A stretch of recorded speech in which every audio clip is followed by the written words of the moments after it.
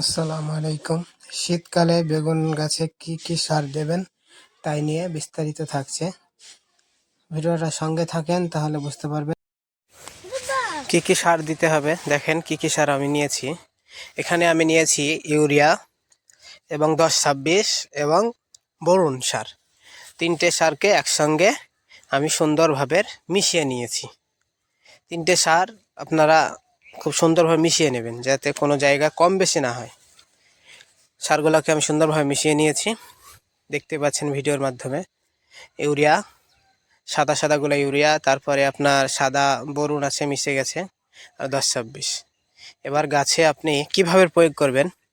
গাছের গোড়াটা প্রথমত আপনি মাটিটাকে আলগা করে নেবেন এবং চারি সাইড দিয়ে একটা ড্রেন বা গর্তর মতন করে নেবেন। দিয়ে দেখেন আমি ভিডিওতে দেখতে পাচ্ছেন আমি সুন্দরভাবে গাছের চারিদিকে মাটিটাকে সরিয়ে নিচ্ছি।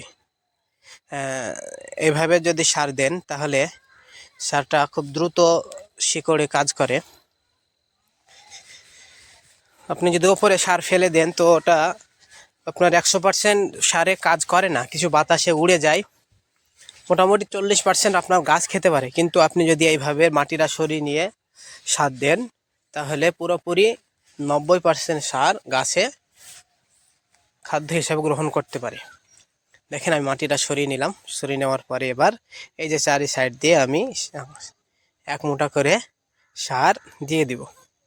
দেখেন ভিডিওর মাধ্যমে দেখতে পাচ্ছেন আমি 1 মুঠা করে সার দিয়ে দিলাম।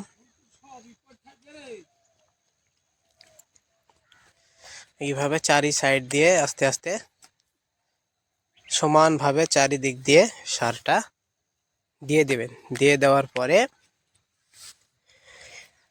ওই মাটিটাকে সুন্দরভাবে রাবার মাটি দিয়ে সার কটাকে সুন্দরভাবে ঢেকে দেবেন, যাতে বাতাসে সারটা আর উড়ে যেতে না পারে, সারের অ্যাকশনটা বাতাসে যেন উড়িয়ে না যায়। দেখেন আমি সুন্দরভাবে সারটাকে আবার মাটি দিয়ে ঢেকে দিলাম।